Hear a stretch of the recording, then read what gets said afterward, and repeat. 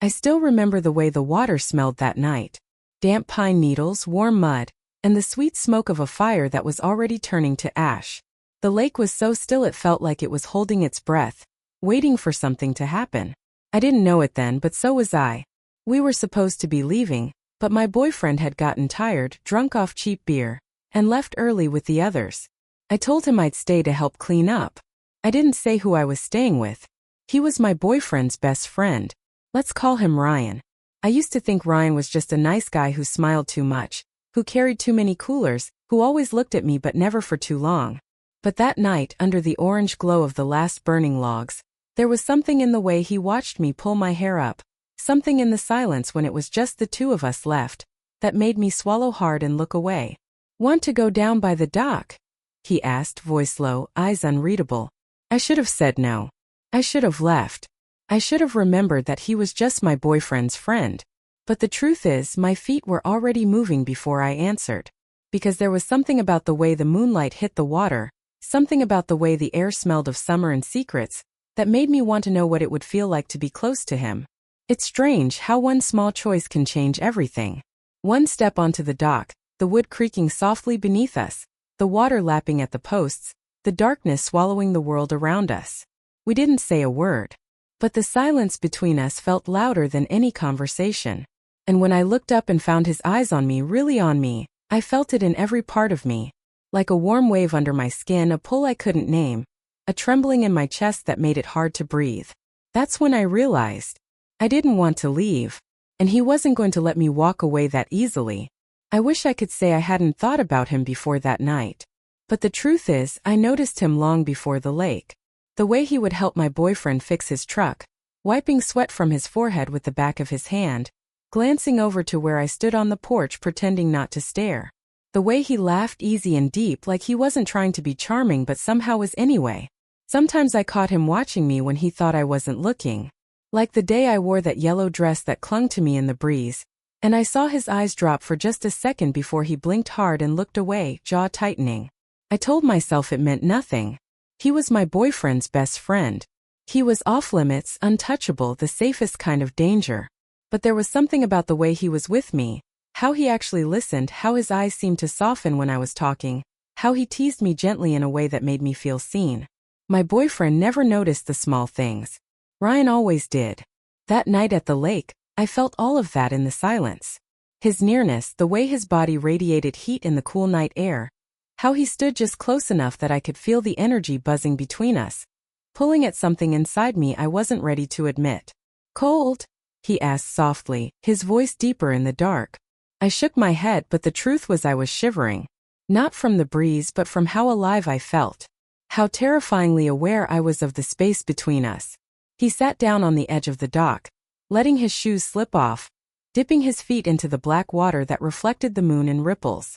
I hesitated, then sat down next to him, close enough that our arms brushed. Even that small touch made my breath catch. "Quiet out here," he said. "Yeah."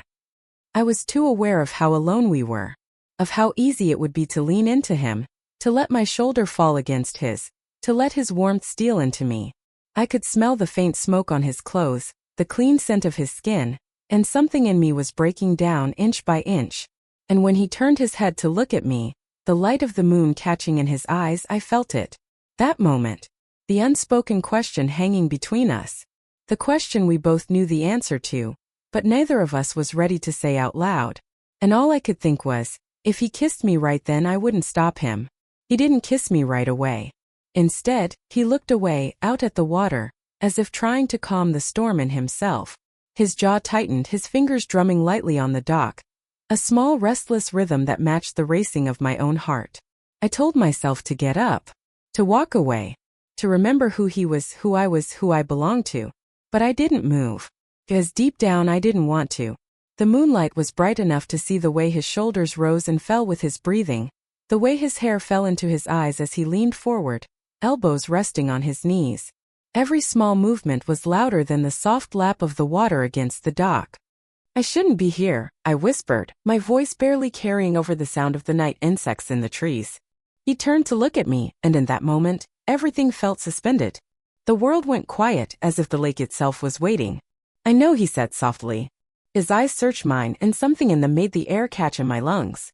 "But I can't leave you here alone." I opened my mouth to say something, anything, but no words came out. Instead, I just looked at him, feeling the warmth gathering in my chest, the ache of wanting something I wasn't supposed to want. Then his hand reached for mine. It was a simple touch. Just his fingers brushing against mine, testing, asking, trembling. But the second our skin touched, something shifted. It was like a spark under my skin, a heat that made me inhale sharply. My fingers curled around his before I could think, before I could remind myself that he was my boyfriend's friend. His thumb traced along the back of my hand, slow, like he was memorizing the shape of me. I felt my whole body tighten, a wave of heat flushing through me, my breath coming faster, my legs suddenly weak even though I was sitting down. Neither of us spoke. We just sat there, our hands entwined, the night heavy around us, the lake reflecting the stars above like tiny reminders that the world was watching, even if no one else was there. I wanted to pull away. I didn't. His hand squeezed mine gently, and when I looked at him, his eyes were darker than I'd ever seen them, filled with something that made my chest tighten in fear and excitement. And then slowly he lifted our joined hands, bringing them to his lips, pressing the softest kiss against my knuckles. My breath caught. That single, quiet kiss on my hand felt more intimate than anything I had ever felt before. It was a promise, a question, and a warning all at once. And I knew in that moment that we had just crossed a line. We didn't let go of each other's hands. He looked at me, eyes unreadable, thumb brushing softly against my skin as if asking one last time if I was sure. I wasn't. But I didn't pull away. "Come on," he whispered, his voice a low promise as he stood, pulling me gently to my feet. The dock creaked beneath us as we walked toward the edge, the moon painting silver lines across the water. I felt the night air on my skin, cool and sharp, mixing with the warmth rushing through me, leaving me breathless. I hesitated, toes curling over the edge of the dock, looking down at the black water. It felt like stepping into something I couldn't return from. Then I felt his hand squeeze mine. "Trust me," he said. And then he jumped, pulling me with him. The water swallowed us with a shock that made me gasp, pulling me under, the cold wrapping around every inch of me. For a moment there was nothing but the sound of bubbles and the rush of water past my ears. When we came up, I was laughing, breathless, pushing my wet hair from my face. He was close, too close, water dripping from his hair, eyes bright under the moon, a small smile on his lips that made my heart stutter. "Cold now," he teased, his voice shaking just enough to betray that he felt it too. I nodded, hugging myself, the soaked fabric of my shirt clinging to my skin, every breath rising and falling faster than I could control. And then his hand was on my arm, sliding down slowly, water dripping from his fingers, leaving a trail of heat even in the cold. He was looking at me like he was seeing me for the first time, like he was trying to memorize every inch of me under the moonlight. My chest tightened, breath caught in my throat as he stepped closer in the water, the space between us shrinking until I could feel the warmth of him even in the cold lake, our wet clothes sticking, bodies brushing under the surface. His eyes dropped to my lips, just for a moment, and I felt something deep inside me clench, a wave of heat flooding through me, leaving me dizzy. Neither of us spoke. The only sounds were our breathing and the soft lapping of water around us, the world around us distant, the stars above impossibly bright. He lifted his hand, hesitating, then tucked a strand of wet hair behind my ear, his fingers grazing my cheek, leaving a trail of sparks in their wake. I closed my eyes, leaning into his touch before I could stop myself. I felt his breath against my skin, warm and shaky, and for a moment, the world held its breath. I thought he was going to kiss me. I wanted him to. But he didn't. Instead, he pressed his forehead against mine, our breaths mixing, our bodies so close the water felt like it was the only thing keeping us from bursting into flames. And in that moment, with the stars above us and the water around us, I knew there was no turning back. We climbed out of the water, dripping and breathless, the boards of the dock cold under our bare feet as the night wrapped around us like a secret. I was shivering, but not just from the cold. My heart was pounding so loud I could hear it in my ears, each beat echoing the wild confusion inside me.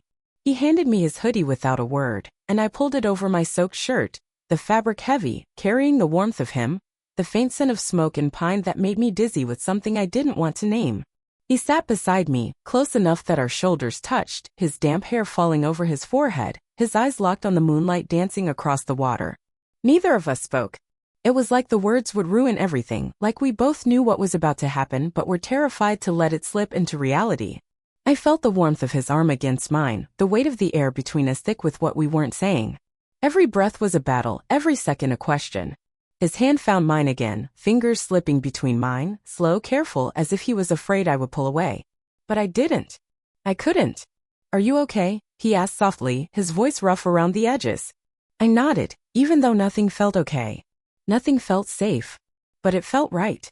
When I turned to look at him, he was already watching me, his eyes dark under the moonlight, searching, waiting, his thumb brushing over the back of my hand in slow, trembling circles. I didn't know who moved first. All I knew was that one moment there was space between us and the next there wasn't. His hand came up, cupping my cheek, warm and careful, as if he was afraid I would disappear. I closed my eyes, leaning into his touch, my breath catching in my throat as I felt him move closer. And then his lips were on mine. Soft. Careful. Like a question. But the moment they touched, the world fell away. Heat rushed through me so fast I thought I might break apart, my fingers tightening around his, the other hand lifting to grip the fabric of his shirt as if I needed something to hold onto. His lips moved against mine, slow and gentle, but there was a trembling in him that matched the shaking in me. The kiss deepened just enough to make the world spin, his thumb brushing against my cheek as his other hand slipped around my waist, pulling me closer until I could feel the warmth of him, the steady beat of his heart, the way his breath hitched when I pressed closer. I felt tears sting behind my eyes because it was wrong, all of it was wrong. But it felt like the only thing that had ever been right. When he pulled back, our foreheads rested together, our breaths mixing in the cold night air, lips barely apart, eyes closed as we held on to the moment we both knew would change everything. And in that quiet, trembling moment, the lake, the stars, the world itself faded, leaving only us and the taste of something we could never take back. When our lips parted, I opened my eyes and saw the fear in his. The fear that matched mine. The realization of what we had just done. What we couldn't undo. I'm sorry, he whispered, his forehead still resting against mine, his hand still cradling my cheek. I shook my head, tears burning behind my eyes, my breath shaky as I tried to find words, but none came. Because I wasn't sorry. Not really. And that terrified me more than anything. He pulled back, just enough to look at me, his eyes searching mine, his jaw clenching as if he was trying to fight something inside himself. I felt his fingers twitch against my skin before he slowly let them drop, pulling his hand away from my face. The cold rushed in the moment he let go. I looked away, hugging his hoodie around me, feeling the weight of what we had done sink into my bones. The lake was silent, the world holding its breath, the stars above us too bright, too honest. We can't, he started, his voice rough, breaking. I know, I whispered, cutting him off, my voice so small it felt like it would disappear in the dark. But neither of us moved. Because even as we said it, our bodies didn't believe it. My hand still tingled where he had held it, my lips still burned from his kiss, and every breath I took felt empty without the warmth of him next to me. He stood, running a hand through his damp hair, turning away from me, his shoulders tight, his breath heavy in the quiet. I should take you home, he said, but his voice cracked on the word, home, like it didn't feel like the right place anymore. I stood too, feet heavy, though it cold under my soles as I took a shaky step toward him. I shouldn't have. But I did. Ryan, I whispered. He turned, and in the moonlight I saw it. The pain. The need. The guilt. The way his eyes dropped to my lips again, just for a second, before he forced them back up. Don't, he whispered, but it sounded more like a plea than a warning. I didn't listen. Because the moment I stepped closer, the space between us disappeared again. My hand lifted, almost without permission, brushing against his chest, feeling the warmth of him through the thin fabric, the rapid beat of his heart under my palm.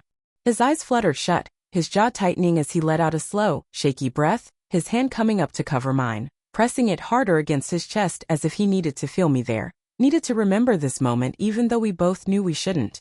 We can't, he whispered again, but his forehead dropped to mine, and his hand slid around my waist, pulling me closer, so close I could feel every breath, every tremble.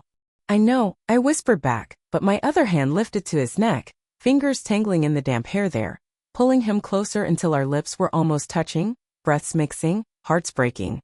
And in that moment, I knew we were already too far gone. His lips brushed mine, just once, like a trembling apology, before he pulled back enough to look at me, his eyes searching, asking, begging. Tell me to stop, he whispered, his voice breaking. But I couldn't. Because I didn't want him to stop. So I did the only thing I could. I closed the last inch between us. The kiss was different this time. It wasn't careful or hesitant. It was slow, but deep, the kind that made the world disappear, The kind that made your knees weak, the kind that left you gasping for air because it wasn't just a kiss, it was every unspoken word, every stolen glance, every breathless moment we had ignored until now. His hand slid down my back, pulling me closer until there was nothing between us but the heat of our bodies and the cold of our soaked clothes. My fingers gripped his hair, pulling him closer, kneading him closer, feeling the soft, desperate sounds that escaped him as he kissed me like he'd been holding back for too long. The dock creaked under us as he lifted me, just enough to press me back against the post, his forehead dropping to my shoulder, his breath hot against my skin as we tried to catch our breath, our chests rising and falling in sync. I felt everything in that moment. The guilt, the fear, the ache of wanting something that could break everything. But also the way his hands trembled against my skin, the way his lips pressed against the hollow of my neck like a secret, the way his heart raced against mine as if it had been waiting for this moment as long as I had. We didn't speak. Words would have ruined it. Words would have made it real. Instead, there were only soft gasps and shaky breaths, his lips finding mine again, slower now, deeper, as if we were trying to memorize the taste of each other, knowing it was something we could never keep. When he finally pulled back, our foreheads pressed together, our eyes closed, the world felt impossibly still. His thumb brushed against my jaw, tracing the outline of my lips as if he couldn't believe what we had done, what we were still doing. "I'm sorry," he whispered, but there was a softness in his voice, a trembling that told me he wasn't. "I know," I whispered back, pressing one last kiss to the corner of his mouth, tasting the salt of my own tears. We stood there wrapped in each other, under the cold stars, the lake quiet around us, the world holding its breath. Because we knew we had crossed a line. We knew there was no turning back.